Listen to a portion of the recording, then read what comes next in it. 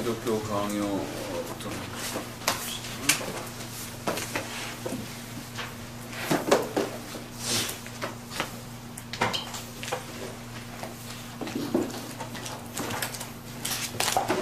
8장입니다.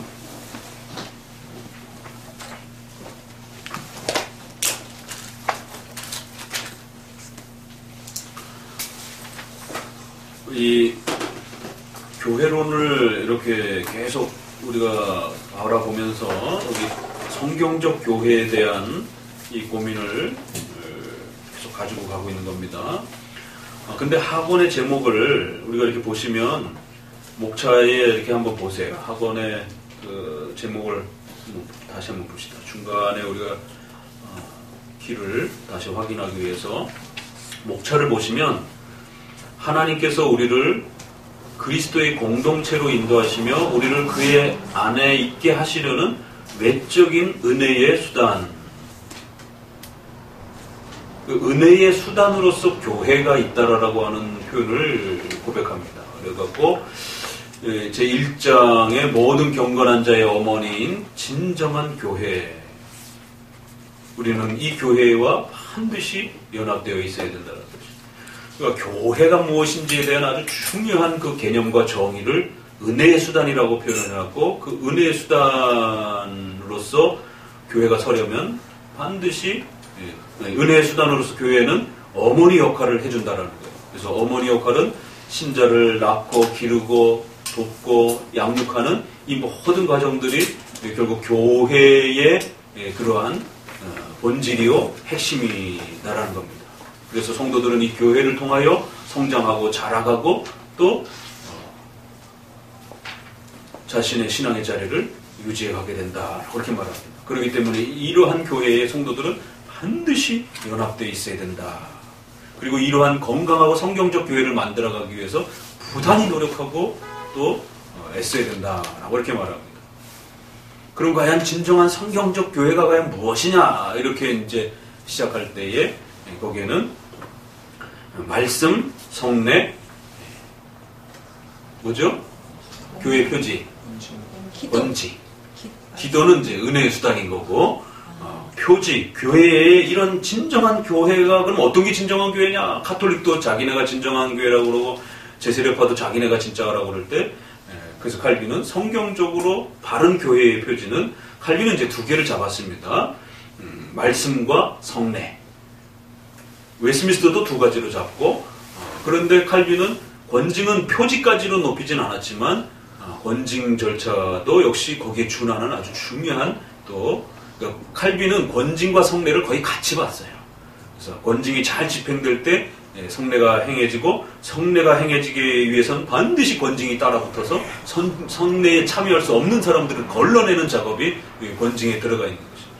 그런데 이제 후대의 조직신학에서는 이걸 조금 더 세분화시키기 위해서 권징을 아예 따로 분리시켜서 말씀, 성례, 권징이라고 하는 이러한 구조를 제대로 잘 갖추고 있으면 된다. 그러니까 말씀과 성례를 통해서 교회가 은혜의 수단이 될 수 있다는 것을 꼭 명심하셔야 됩니다. 그러니까 수단이라고 하는 것은 그러한 질서체계에 의해서 하나님이 역사하신다는 거예요. 그러니까 이러한 질서체계를 잡지 아니하면 하나님의 은혜의 역사들이 그 수단에 입혀지지 않는다. 그러니까 그 얘기는 그 수단이 바르게 만들어지지 않으면 하나님이 역사하지 않겠다라는 이야기입니다. 그러니까 이거를 극단적으로 강조를 하게 되면 카톨릭에서 교회를 떠나서는 구원 얻을 수 없다라고 하는 이거를 극단적으로 강조를 하는 거고, 우리는 정상적인 교회의 은혜의 수단들이 바르게 집행이 되어지게 되면 그러한 교회를 떠나서는 우리도 구원을 확보하고 성장하는 성도들의 신앙에 이 은혜를 담보할 수 없다. 구원의 확증을 줄 수 없다라고 웨스민스터도 그렇게 말해요. 그러니까 그 표현을 어떤 문맥 속에서 쓰느냐가 중요한 것이죠. 그래서 우리도 쓰고 가톨릭도 쓰고, 교회는 어머니가 돼야 된다라고 하는 이런 표현을 가톨릭도 쓰고 우리도 쓰고, 교회가 은혜의 수단이 돼야 된다라고 하는 이런 표현들을 가톨릭도 쓰고 우리도 쓰는 것이에요. 근데 이제 가톨릭은 교권적 개념으로 쓰는 겁니다. 교권이라고 하는 교회를 계급화시켜서 교황과 신부들만이 마치 그 모든 절대적 권력을 줄 수 있는 것처럼 절대적 권력을 가지고 구원을 줄 수도 있고 회개의 기회도 줄 수 있는 이 모든 것들을 마치 본인들이 독점하고 있는 것처럼. 그러나 장로교회는 신비주의는 그 모든 것을 신자 개개인이 갖고 있는 것처럼 이렇게 이제 오늘날 독립파 회중 쪽에서는 이제 그렇게 이해를 하고 있는 것이고, 성경적 교회는 이 양쪽 다 문제라는 거죠. 성경적 교회는 반드시 교회적 질서와 교회라고 하는 이 은혜의 수단적 토대를 통해서 집행되어지고, 그 교회는 올바른 설교적 행위와 그 설교를 또 기반으로 해서 성례라고 하는 또 행위가 집행되어야 되고, 그것을 또 지켜낼 수 있는 권징이라고 하는 이 사법제도가 따라 붙어야 된다는 것이. 그러니까 이 권징이라고 하는 제도가 사법적으로 따라 붙지 못하면 결국 이 건전성을 확보 못한다는 겁니다. 그러니까 이제 그런 면에서 독립파적 이런 또 회중교회적 문제가 되는 것은 이 권징을 어떻게 할 것이냐에 대한 문제예요. 우리가 또 335 이렇게 얘기를 하기도 했지만, 개교회로 있었을 때에 목사님, 장로님이 다 있어요. 일반 독립교회에서도. 그렇지만 목사님이 과연 누구로부터 그 신학적 견제를 받을 수 있는 것인지, 그 사법적 권징 절차를 그러면 목사님은 아무도 행할 수 없는 것인지, 이러면 그 설교에 대한 그 내용을 검사할 수 없는 그러한 설교는 가장 위험한 설교가 되는 겁니다. 그러니까 이제 독립파에 계신 분들은 그걸 장로님이 할 수 있다 이렇게들 많이 생각하시더라고요. 근데 그것은 행정적 견제이지 신학적 견제는 할 수가 없어요. 그러니까 일반 이제 개혁교 장로님들이 일반 교회 목사님 수준들을 자꾸 생각하시고, 저 정도면은 이제 장로가 열심히 공부해서 이렇게 목사님하고 설교 토론도 좀 해보고 이럴 수 있다고 생각을 해요. 그러나 적어도 제대로 공부한 그러한 그 수준에서의 어떤 목사님이면 장로님이 논쟁해서 안 됩니다. 당해낼 수가 없어요. 그 신학의 그 깊은 이야기들과 그 수많은 그러한 그 신학적 그 이야기들과, 아니 일단 언어도 못 알아듣는데 본인이 그냥 책을 읽으면서 이렇게 나름대로 정리한 그러한 그 장로교회의 언어와 단어 표현과 그것이 또 히브리어, 헬라어, 라틴어, 영어로 들어가서 그게 다 옛날 고어들이기 때문에 몇백 년 전 언어들이기 때문에 지금 단순한 어떤 이 영어적 그 수준 가지고 대학 교수들도 그래서 접근하기 쉽지 않은 겁니다. 대학 교수 정도 되면 얼마든지 영어도 잘하고 뭐 영어권에서 유학도 하고 그랬으면 충분히 이렇게 영어는 읽습니다. 그러나 웨스트민스터만 딱 봐도 영어를 잘한다고 해서 웨스트민스터를 번역을 할 수 있는 게 아니에요. 하나님이 모든 것과 작은 것 모든 것들을 하나님께서 신적 작정과 관련해서 하나님이 올데인 하신다 이렇게 돼 있어요. 그리고 예정하신다라고 하실 때는 predestination 이렇게 돼 있어요. 그리고 하나님이 악인과 선택자를 예정하시고 또 그들을 작정하셨다. 그러면 디크리라고 이렇게 또 표현해요. 그럼 디크리하고 예정은 predestination하고는 다른 건가요? 분명히 글자가 다르잖아요. 그런데 그 모든 걸 통괄해서 첫 문장에 뭐라고 얘기를 하느냐면 올데인 하신다. 유기자에 대해서 하나님이 그들 하나님의 뜻 속에 기뻐하심 속에서 그 영어에 이제 패스바이 하신다. 지나치셨다. 관가하셨다. 버려두셨다. 그리고 그들의 형벌로 인해서 그들이 벌을 받도록 올데인 하셨다. 이 두 가지를 하나님의 기뻐하심 속에서 please 하셨다. 기뻐하셨다. 이렇게 또 표현해요. 그럼 기뻐하신 건 작정 안 한 건가요? 3장에 여기 딱 들어가면 단어들이 그럼 올데인 하면 이게 무슨 뜻이냐면 이렇게 질서를 정하다, 정리해두다 이런 뜻이거든요. 현대 영어적 개념은. 그럼 하나님이 작은 것부터 큰 것에 이르러 온 우주 만물의 모든 것을 하나님이 기뻐하신 하나님의 뜻 속에서 정리해두셨다. 이 어감이 이상해지잖아요. 그러면 또 유기자에 대해서, 그러니까 3장에 2번 올데인이라는 말이 나와요. 차라리 디클이라는 말을 이렇게 프리데스티네이션이라고 쓰면 될 텐데 이걸 올데인이라 써가지고 유기자들이 형벌받도록 정리해두셨다. 그들의 죄 때문에 벌받도록 정리해두셨다. 이 어감이 이상해져요.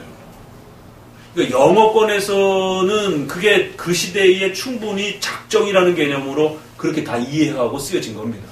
근데 현대의 문화 속에서 정리되어진 또 그 발전되어진 표현력을 가지고 접근하게 되면 어법이 안 맞아요. 하나님이 그걸 정리해 놓으셨다라는 개념은 아니죠. 하나님이 변함없이 하나님의 뜻 안에 하나님이 작정해 놓으셨다라는 뜻이에요. 근데 그 작정 속에 기뻐하심의 그러한 그 의미도 있는 거고, 정리하는 방식으로 작정하는 것도 있고, 미리 아심의 방식으로 작정하시는 방식도 있고, 그 작정에 하나님의 의지의 표현이 그렇게 풍성하게 표출된 거예요. 그러니까 그러한 것들을 이제 만약에 장로님하고 앉아갖고 이게 뭐 틀렸느니 고쳤느니 이렇게 하고 이거 쉽지 않습니다. 대학 교수라도 앉아갖고 의학 용어를 쓰는 의사 선생님 앞에 앉아가지고 제가 목사님이지만 어디가 아파갖고 병원에 가서 이렇게 상담을 하려면 저도 성도들을 많이 의료 상담도 하고 우리 성도들 아플 때 기도도 많이 해주고 그래서 저도 의료 지식이 상당히 저도 있다라고 생각하지만 의사 선생님 앞에 가서 앉았는데 선생님이 뭐 그 의학적인 이야기들을 막 이렇게 해주는데 선생님이 아주 낮춰서 이야기하는데도 잘 못 알아듣는단 말이에요. 근데 그거를 의사들끼리 할 수 있을 정도 수준으로 막 이렇게 이야기를 해버리면은 저도 못 알아들어요. 여러분도 못 알아듣지만 저도 못 알아듣는단 말이에요. 그러니까 이 견제 시스템을 마련하지 못하면 진정한 교회, 어머니와 같은 교회, 은혜의 수단 역할을 하는 교회. 그러니까 수단이라고 하는 것은 여러분이 우리가 밥 먹을 때 숟가락을 쓰지 않습니까? 그 수단은 그 절차와 질서를 지켜주게 되면 반드시 하나님이 거기에 역사해 주시겠다라고 하는 하나의 약속을 말하는 겁니다. 그래서 이게 없으면 하나님도 그렇게 역사하지 않는 거예요. 아니 왜 꼭 교회가 있어야 하나님이 역사합니까? 아니 하나님이 그렇게 하시겠다라고 정해 놓으신 거예요. 하나님 스스로. 그러니까 이제 많은 이 가난한 성도들이 교회 안 나간다고 하는 성도들이 또 무교회주의가 한국교회도 한참 초창기에 일어났을 때 예수님 믿는 게 중요하지 왜 교회를 나가야 되느냐. 그러니까 구원론과 교회론이 연결되질 않는 거예요. 그러니까 복음만 강조를 하게 되면 또 그런 일이 벌어지는 겁니다. 7대 교리를 골고루 강조를 하지 않고 복음만 강조를 하게 되면 굳이 교회 필요 없어요. 그러니까 오늘날 복음 강조하고 칭의 정도는 강했지만 한국교회가 보세요. 지금 가정교회, 셀교회, 또 뭐 목장교회 이렇게 해가지고 결국에는 무교회주의 형태로 지금 흘러가고 있잖아요. 이 한국교회가 교회 개념을 가르치지 않았기 때문에 이런 일들이 벌어지는 거지. 그럼 그 장로님은 또 누가 견제할 거예요? 그럼 목사님이 견제하면 된다라고 또 생각하지만 목사님이 없는 교회들도 있을 수 있단 말이에요. 청빙을 받아야 될 때. 그럼 장로님이 그 교회 다 지배하는 겁니다. 우리 주변에서 흔히들 보게 되는 장로님 교회. 그러니까 목사님은 청빙이라는 절차 때문에 또 다른 어떤 이유 때문에 목사님은 또 움직여 갈 수가 있단 말이에요. 그랬을 때에 결국 그러면은 장로님은 어떻게 할 것인가? 장로님이 다른 교회의 장로로 청빙받는 건 없습니다. 그렇지만 목사님이 어떤 특수한 이유 때문에 다른 교회에 또 이렇게 더 필요한 교회에 청빙을 받아서 가야 하는 어떤 그런 절차가 생길 수도 있단 말이에요, 목사님은. 왜냐면 여기 교회보다 만약에 어떤 선교 지역이라든가 또 그 목사님의 그 독특한 어떤 은사와 재능을 필요로 하는 그런데 어떤 곳에 반드시 그 목사님이 있어야 된다라고 요청을 해서 오시라라고 하면 이 교회가 그 목사님을 보내드리고 뭐 또 다른 목사님을 청빙할 수도 있잖아요. 그렇죠? 그러니까 예를 들자면은 이제 제네바의 아카데미 같은 경우 칼빈 시대에도 칼빈이 목회를 하면서도 또 국제회의가 열리고 그럴 때는 칼빈이 가야 된단 말이에요. 그럼 칼빈이 안 가고서는 다른 사람이 감당할 수가 없는 거예요. 가톨릭 신부들하고 논쟁하고 막 싸우는 이런 부분에 대해서. 그럼 예전에는 한 달씩, 두 달씩 이렇게 마차를 타고 가야 되기 때문에 비우고 막 이러면은 그 다른 또 목사님이 담당을 해주든가 이런 어떤 목사님이 자리를 비우게 될 때에 그러면 장로님이 할 것인가. 그러니까 이제 이런 여러 가지 각가지의 문제들이 이 사법적인 그러한 권징의 문제가 따라붙지 아니하면 결국에는 아무리 좋은 교회라 할지라도 신속하게 타락할 수가 있고 결국 수많은 그 인간의 욕망, 욕심에 신자들도 그렇고 종교 지도자들도 그렇고 다 욕심이 있고 다 욕망이 있고 죄악에 노출되어 있는 겁니다. 그럴 때에 그 어마어마한 우리 인간의 이 죄의 욕망 속에서 교회가 어떻게 보존될 수 있을 것인가에 대한 문제. 그러니까 이제 우리가 8장을 만나면서 그 건강한 교회가 되기 위해서는 어떻게 되는 것인가? 이제 앞부분에서 말씀과 성례와 또 이 두 가지를 잘 보호하기 위해서는 권징이라고 하는 질서가 또 같이 따라 붙어야 됩니다. 라고까지 이야기를 한 거예요. 근데 이걸 망가뜨렸던 이제 로마 카톨릭의 교회의 그 모습을 보라는 것이.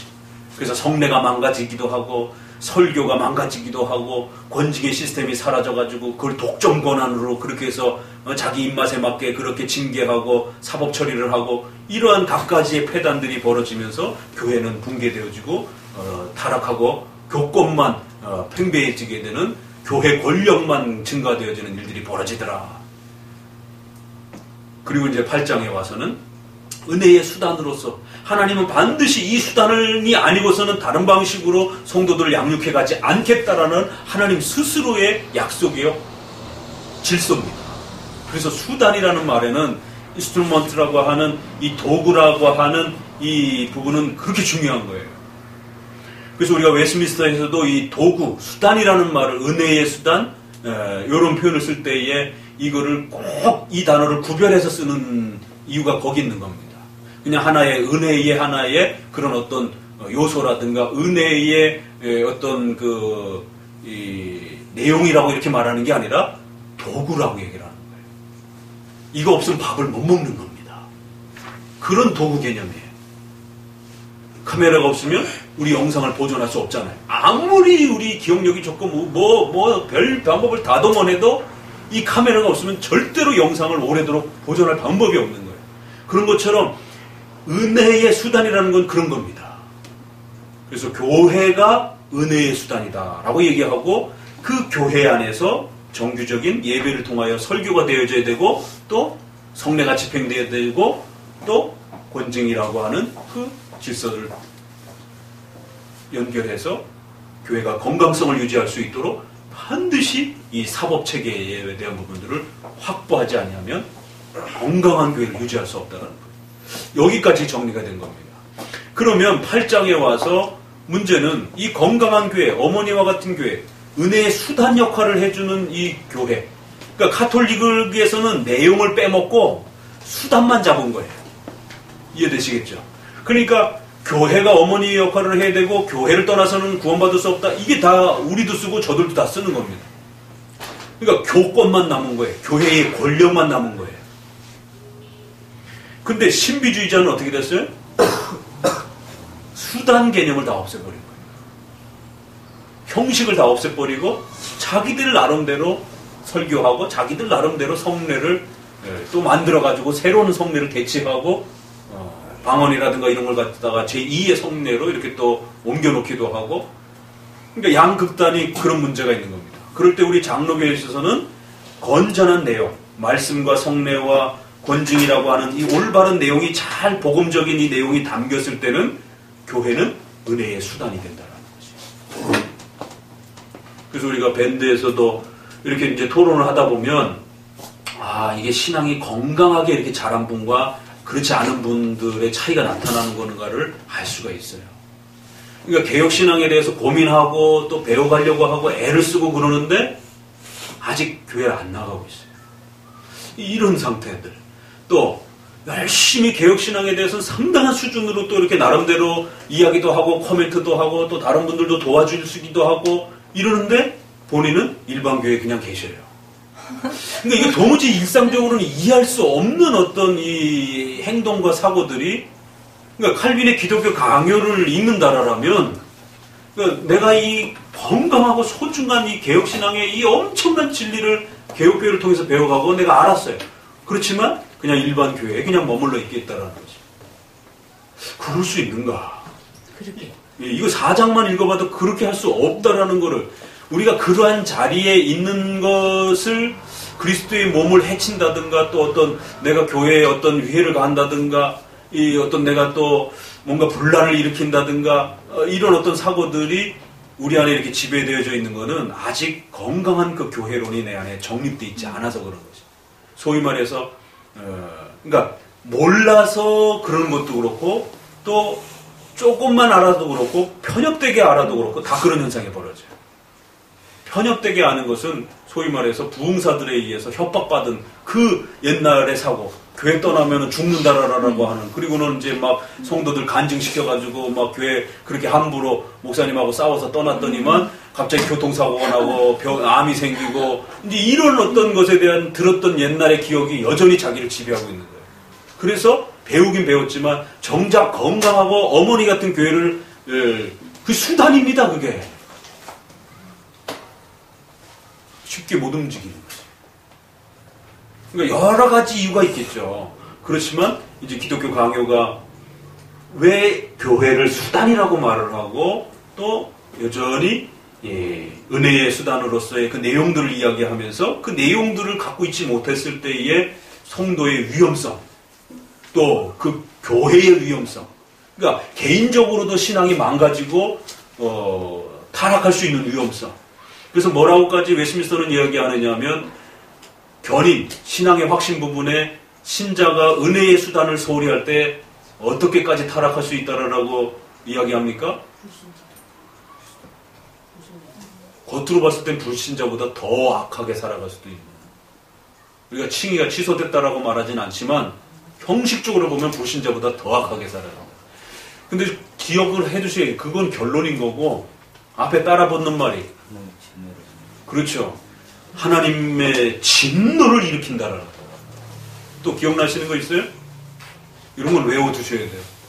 은혜의 수단을 소홀히 여길 때 하나님으로부터 진노를 받게 되는 진노를 불러일으키고 성령을 근심케 만들고, 그러니까 자연적으로 우리의 마음이 어떻게 돼요? 양심이? 우리 잘 쓰는 말 있잖아요. 화인 맞았다. 그렇지. 양심이 화인 맞았다 그러면은 그는 불신자가 되는 거고, 그렇게까지 표현하진 않지만 양심이 아주 강팍해, 메말라지고 아주 양심이 아주 못되게 되어지는, 악한 양심으로 뒤바뀌어 버리는 일이 벌어지고. 또 하나 있어요. 그러니까 순서가 하나님의 진노를 일으키고, 그러다 보면 당연히 성령의 근심을 쌓고, 그렇게 되면 양심이 아주 나빠지게 되면은 그 다음에 뭐 어떤 일이 벌어지겠어요? 응?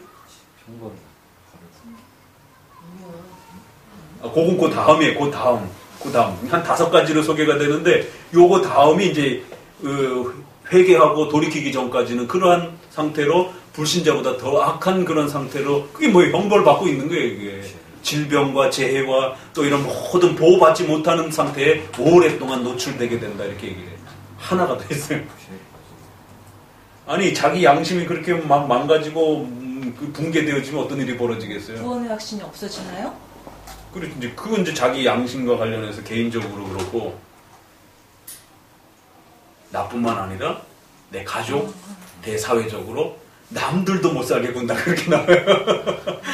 남들에게도 피해를 입히는 아주 나쁜 인간이 되어지는, 그런 남에게 피해를 입히는 아주 그런 남들을 파괴하는 그런 악행들을 행하게 된다라고 이렇게 5가지 정도를 소개를 합니다. 은혜의 수단을 게으리하게 됩니다. 그러니까 정신 바짝 차리셔야 됩니다.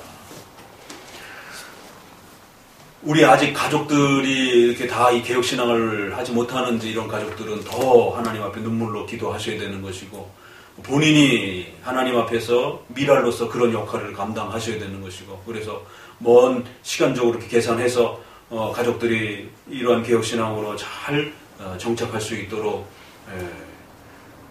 디딤돌 역할도 또 이렇게 하시고 계획도 또 잡으셔서 또 부지런히 몸부림쳐야 되는 겁니다. 자, 그런 건강한 교회로서 만들어줄 때에 이거를 잘 은혜의 수단으로서의 이 소중한 이 자리를 우리 성도들이 지켜내줘야 되는 겁니다. 그래서 그 수단을 잘 활용하게 되면 우리 성도들이 약간 부족해도 하나님의 은혜를 정상적으로 끊임없이 공급을 받는 겁니다. 근데 이 은혜의 수단이 정상적으로 발동이 되지 않는, 가동되지 않는 그런 곳에 여러분이 계시게 되면 여러분의 신앙이 아무리 출중해도 겨우 유지하는 거지. 이게 이제 칼빈이 사톨레토 답신에서 쓴 겁니다. 가톨릭 교회에 있다 할지라도 그래 거기가 니케아 신조 사도 신조를 고백하니까 삼위일체의 이름으로 세례를 받으니까 혹시라도 구원받을 수 있을지 모른다. 혹시라도. 그러나 그건 아주 드물게. 왜? 태양을 그 구름이 온통 다 가려놔가지고 아주 없다라고 말할 수는 없지만 너무너무 힘들고 발견하기가 쉽지 않다. 이렇게 얘기를 하는 거예요. 그러나 여기는 명확하게 그 하나님의 말씀을 가르치기 때문에 루터와 칼빈을 통해서 새롭게 시작되어진 이 개신교에서는 그 하나님의 진리를 아주 충만하게 맛보고 얼마든지 하나님과 마음껏 교제할 수 있는 길이 열려 있다라고 해요. 그러니까 은혜의 수단이라는 그런 겁니다. 그래서 은혜의 수단이 정상적으로 잘 작동하고 있는 그런 건강한 교회를 만들어야 되고 또 그러한 건강한 교회에 반드시 연합하고 참여해야 될 의무가 있는 거예요. 그 의무적 책임감은 목사님이 일반 교회의 개혁계 목사님이 일반 교회 청빙을 갈 수가 있습니다. 그러니까 그런 예외적 조항은 우리가 지금 이야기하고 있는 건 아니고 그건 어쩔 수 없는 우리 상황에서의 어떤 예외적 상황인 것이지 보편적 교회의 어떤 방향은 그런 게 아닙니다. 개혁교회가 개혁교회로서 자라가야 되고 개혁교회가 개혁교회로서 성도들이 옮겨가야 되는 것이지 그리고 그 울타리 안에서 자라가는 것이지 예외적인 거를 보편적 원리로 지금 우리가 얘기하는 건 아닌 겁니다. 그러니까 일반 성도가 개혁신앙을 배우고 개혁신앙 안에서 자라갔을 때는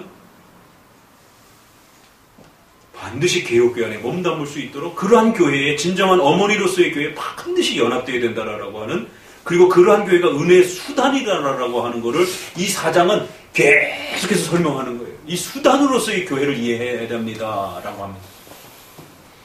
그리고 이제 8장에 들어가고는 이 세 가지를 어떻게 건강하게 지켜낼 수 있을 것인가.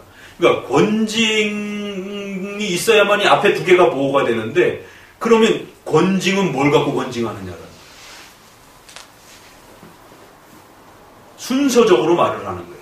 그러면 권징을 목사님 마음대로 권징을 하면 또 안 되잖아요. 그렇죠?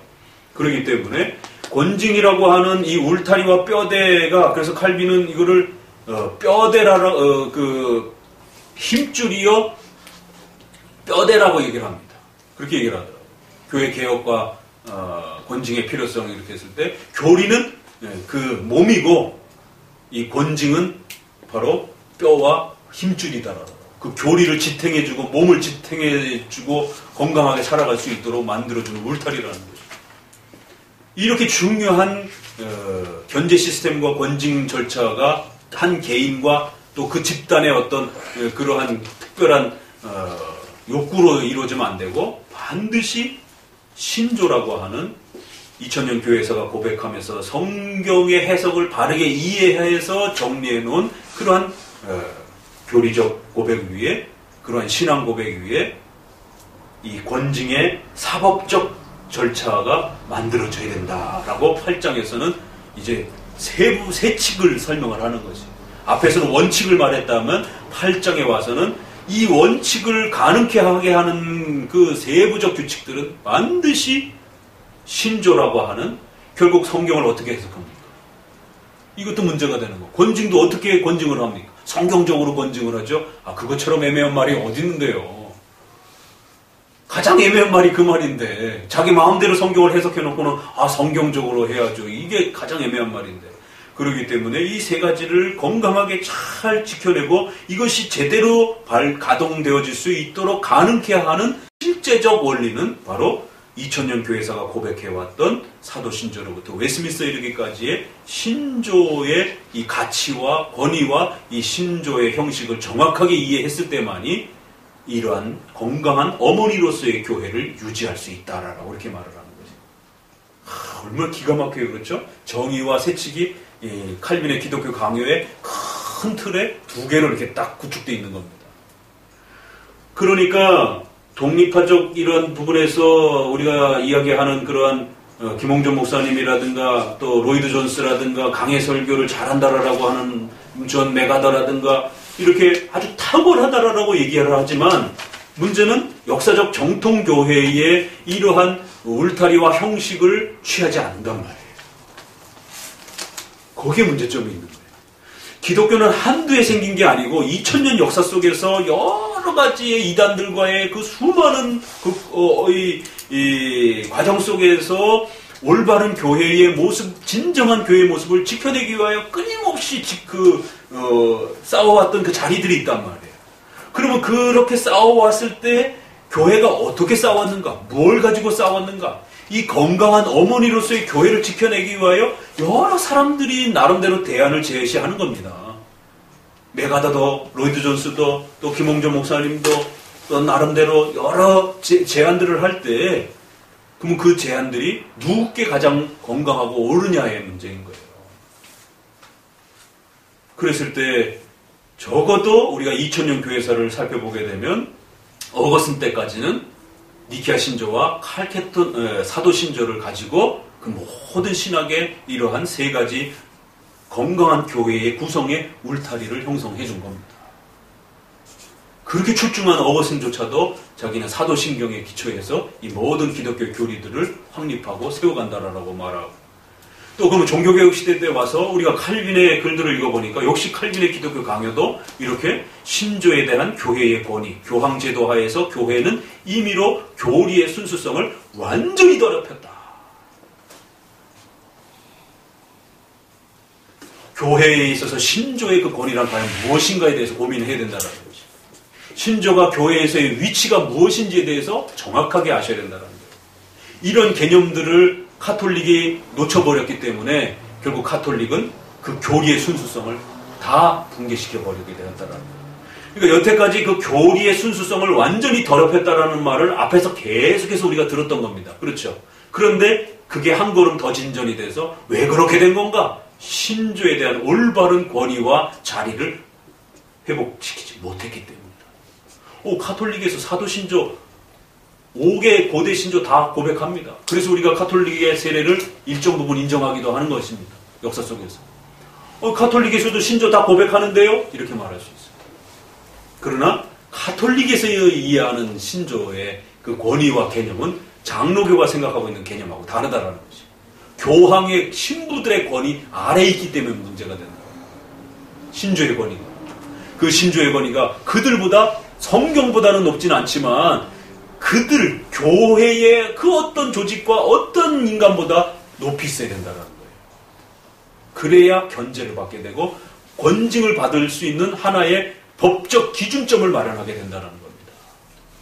성경은 반드시 해석의 과정을 통해서 어떤 법적 기준을 마련을 해야 되는데 성경을 문자 그대로 가지고 권징을 할 수는 없단 말이에요.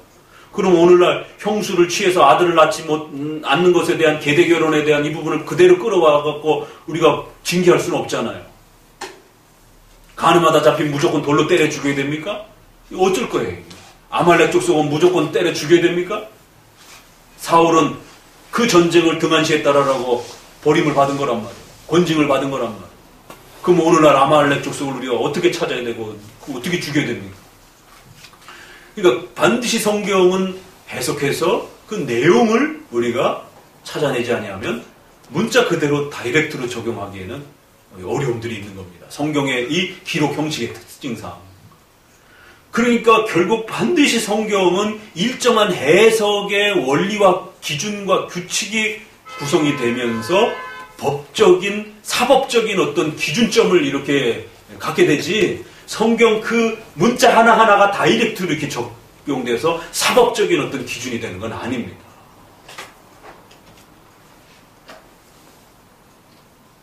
그래서 조직신학자들은 성경의 문자가 하나님의 말씀이 아니라 성경의 의미와 내용이 하나님의 말씀이다라고까지 이렇게 표현할 정도로 강하게 또 표현하기도 해요. 그 세대주의적인 극단적 문자주의를 비판할 때 우리가 문자의 영감을 존중하고 그 문자가 하나님의 도우심으로 하나님의 말씀으로서 보존되고 기록되었다라고 하는 걸 인정합니다. 그렇다고 그 말이 성경의 그 문자 하나하나가 모든 하나님의 뜻을 문자 그대로 드러낸다는 의미는 아닌 거예요. 그걸 착각하시면 안 돼요. 성경에는 하나님이 없다 하도다라는 말도 문자 그대로 기록되어 있단 말이에요. 악인들이 그렇게 말한다라고 그렇게 말한 그 문자가 그대로 있는 그 문자를 우리는 존중하는 겁니다. 하나님의 영감에 보호하심에 의하여 그렇게 기록하신 것을 틀림없이. 그러나 그거 자체를 믿는 건 아닙니다. 그 내용은 해석되어지는 거예요. 그 내용은 악인들이 한 말로써 하나님이 존재하시고 살아계시다라는 것을 오히려 역설적으로 증명하는 내용인 것이지 그 문자 자체의 뜻을 그대로 받아들이는 게 아닌 겁니다.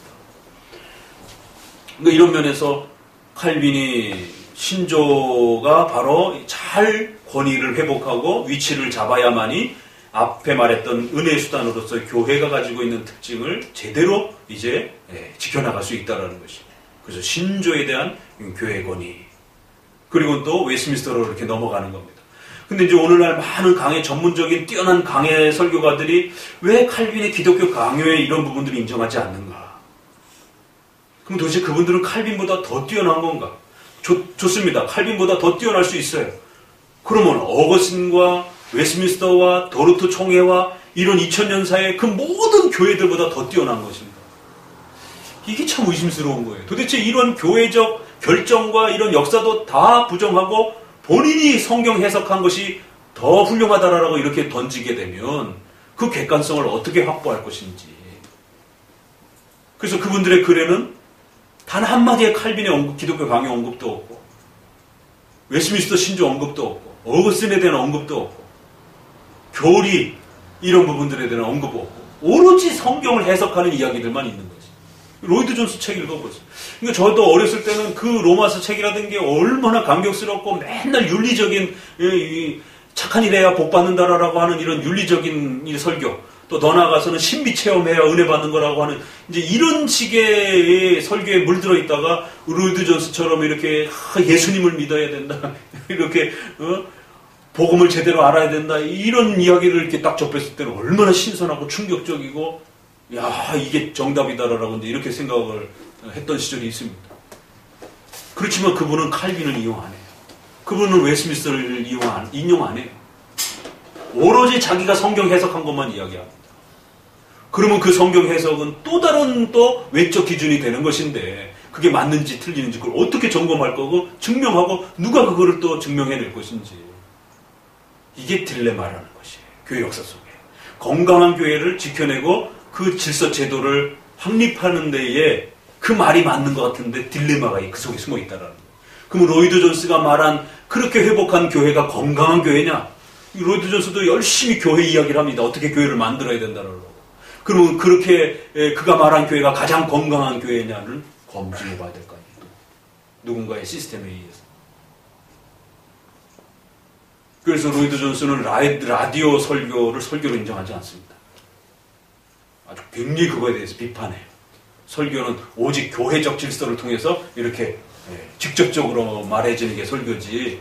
그렇게 누워 앉아가지고 자기 편할 때는 그냥 과일 먹어가면서 또 온갖 신경 다 씻어가면서 그러다가도 또 듣기 싫으면 꺼버리고 설교가 아니면 그건 일정 부분 맞는 말이에요. 설교는 설교로서의 하나님의 권위 앞에 성도가 꼼짝 못한 상태에서 말씀 앞에 승부수를 걸어야 되는 그런 자리가 있는 겁니다. 그렇게 듣다가 그러니까 유튜브라든가 이런 그 방송 설교가 도움은 될 수 있어도 하나님이 세워주신 교회론적 질서 속의 설교의 본질은 아니에요. 그렇게 되면 이제 교회 안 오고 유튜브로 다 듣게 돼요. 그래서 우리가 그런 부분들을 많이 조심해야 되는데 일정 부분은 맞아요. 그러나 또 그렇다고 해서 그분 이야기도 다 맞는 건 또 아니에요. 자, 그래서 8장은 오늘 이제 그런 앞부분에서 교회의 표지 3개를 이야기해놓고 그 다음에 갑자기 왜 신조 이야기가 나오는가? 그러면 신조의 권위가 안 살려져 있는 없는 그러한 교회의 표지는 문제가 있다라는 것이. 그러니까 그분들은 아무리 좋은 교회관을 이야기해도 전통적인 역사적인 교리 표준들을 신앙 고백서들을 이 건강한 교회의 어떤 기준점으로 이렇게 만들지 않는 교회관은 칼빈의 관점에서 보게 되면 그건 잘못된 교회관들이에요. 그러면 로이드 존스식의 교회관을 믿든지 아니면 칼빈과 어신을 통해서 소개되어진 이 교회관을 우리가 받아들일 건지 결정을 해야 돼요. 교회관이 같지 않습니다.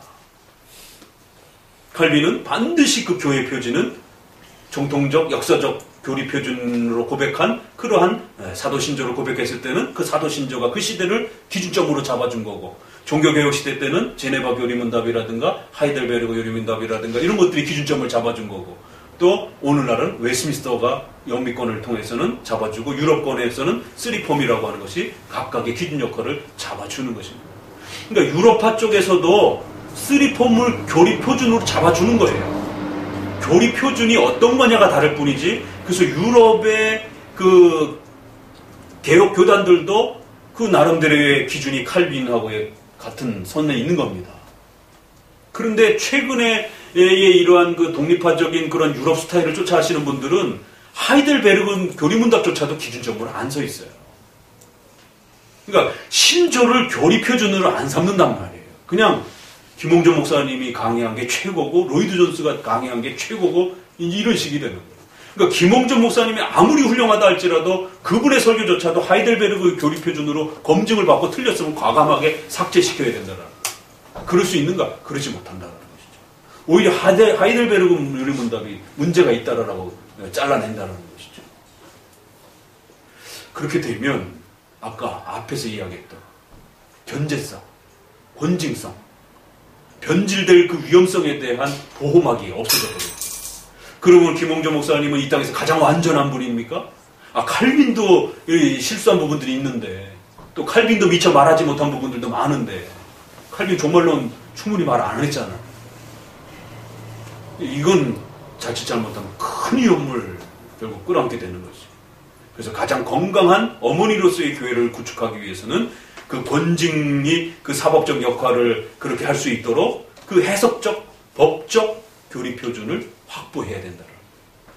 그래야 그 교리 표준 앞에 목회자도 검증을 받는 거고 성도들도 검증을 받는 거예요. 그래서 그 검증받은 목회자의 설교는 하나님의 말씀으로 아멘으로 그냥 받는 겁니다. 자, 그래서 1장에는 이제 이런 표현들이 따라붙는 겁니다.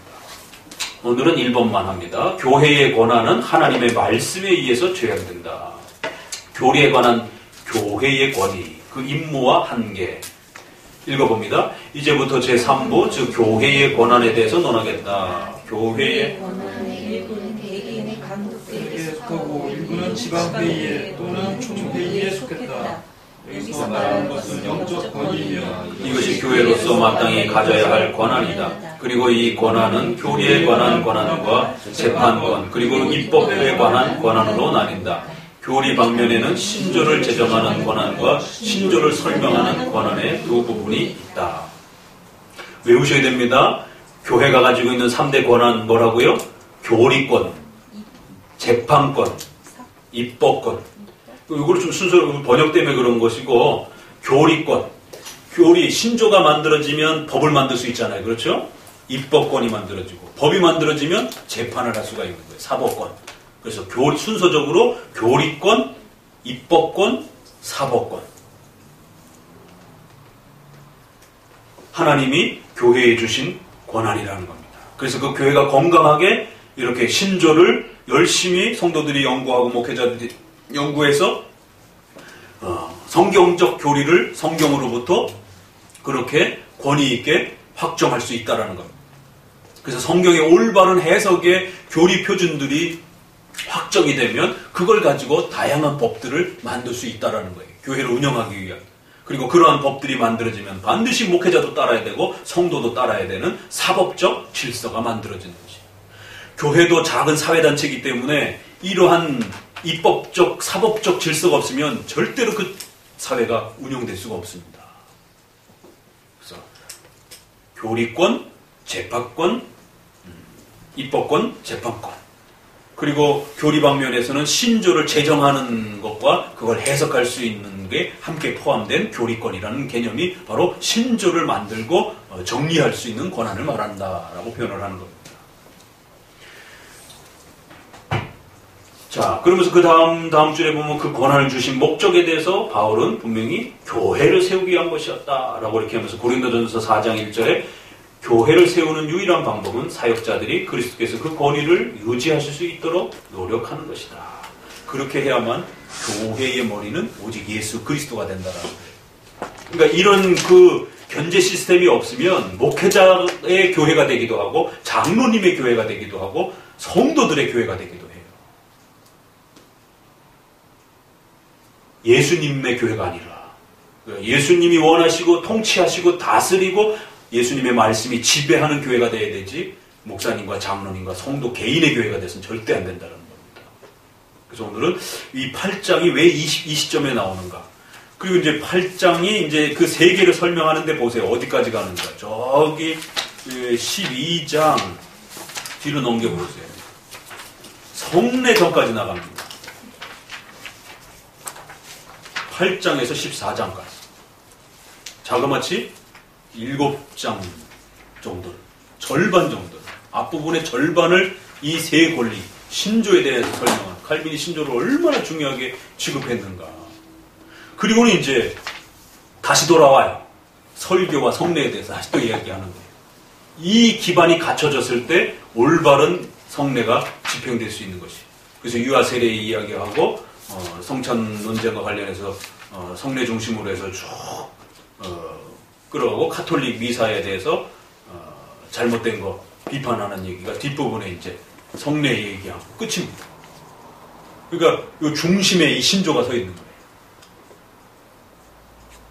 그러니까 칼빈의 교회로는 신조와 맞물려 있어요. 그러니까 이렇게 신조가 중요합니다. 다만 그걸 웨스민스터로 잡느냐 돌트로 잡느냐의 차이인 것이지 오늘 우리 시대에 개혁주의를 한다라고 그러면서 신조를 싫어하는 이런 분들 이거 굉장히 좀 고민스러워요. 하이델베르그 요리문답을 좋아해도 괜찮아요. 유럽파적 그런 지서를 갖고 계시다라면. 그렇지만 웨스민스터를 공격하면 안 되죠. 우리가 웨스민스터를 중심으로 한 영미신학 체계를 갖고 있다 할지라도 하이델베르그를 쓰리폼을 잡는 유럽교회를 비성경적 교단이라고 공격하지 않는 것처럼 왜? 신조라고 하는 교리 표준은 칼빈의 기초에서 다 같기 때문에 그런 겁니다. 그런데 마치 웨스민스터 기준으로 잡은 자들은 다 잘못된 것처럼 스콜라적인 것처럼 또 이렇게 비판을 하면서 쓰리폼을 강조하면 그건 잘못된 겁니다. 그건 쓰리폼 자체도 이해를 못하신 것이 신조의 권위와 개념 자체를 이해를 못하신 겁니다. 웨스민스터 장로교를 하면서 쓰리폼을 잡는 것도 이상한 것이고 장로교를 하면 장로교는 조한 낙스를 통해서 영미를 계통의 신학을 통해서 우리 안에 웨스민스터 신앙 고백으로 교리 표준으로 확정된 것이기 때문에 우리 한국교회가 장로교회라고 하지 말고 그냥 개혁교회라고 리폼드 처치라고 그러면서 쓰리폼을 차라리 교단을 만들든가 이렇게 가야 돼요. 사실 원래는 프레스베테리언하고 해놓고 거기다가 쓰리폼을 넣게 되면 그거는 교회 역사가 안 맞습니다. 신조가 가지고 있는 이런 아주 독특한 자리와 위치들을 잘 기억해 주셔서 앞으로 또 펼쳐가게 될 이 신조의 풍성함들과 함께 고민해